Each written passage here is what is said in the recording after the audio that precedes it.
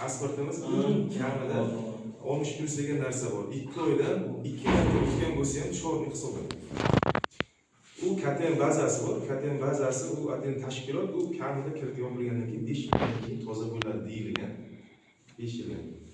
Avvalambor KTM tekshiramiz, maqsadingizni bu yerga o'rganib beradi. Boradi joyingizga dastlabki monitoring o'tkazadi. Menga tashlayman. Masalan, aytganingiz lavash center bo'lsa, joyingiz tashlaydi. U ijara shartnoma bo'ladimi? Yo o'zingizning nomingizdan nima olmoqchisiz? Shu apparatlar aytasiz. Biz o'rganib chiqamiz, tavsiya qilamiz. Masalan, birinchi tavsiya qiladigan mahalla loyihasi degan produktimiz bor. 30 million so'mgacha beramiz. 4 yilga beramiz. Yillik foiz stavkamiz 25% bo'ladi.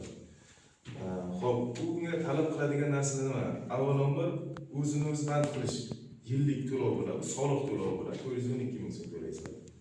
30 million u bir yillik o'zingizga staj ketadi.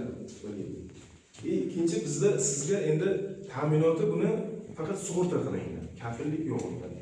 Ta'minot sug'urta to'lovi 30 million olsangiz 1,5 million bizning sug'urta to'lovi bo'ladi. Sug'urtada qachonki ertaga qaytishi mumkin, buni aytishimiz kerak. Masalan, shu olgan pulga biron korxoz bo'lgandagina to'layverish mumkin. Boshqa vaziyatda masalan men 3 oyda yopdim, qolganini to'lasin degan narsa bo'lmaydi. 4 yillik deganimiz bilan 2 oyda kiritib yo'qorsangiz bo'ladi. Shu 2 oylik foizda to'laverasiz, qolganini to'lamaydi. Oyiga o'rtacha 1 milliondan chiqadi.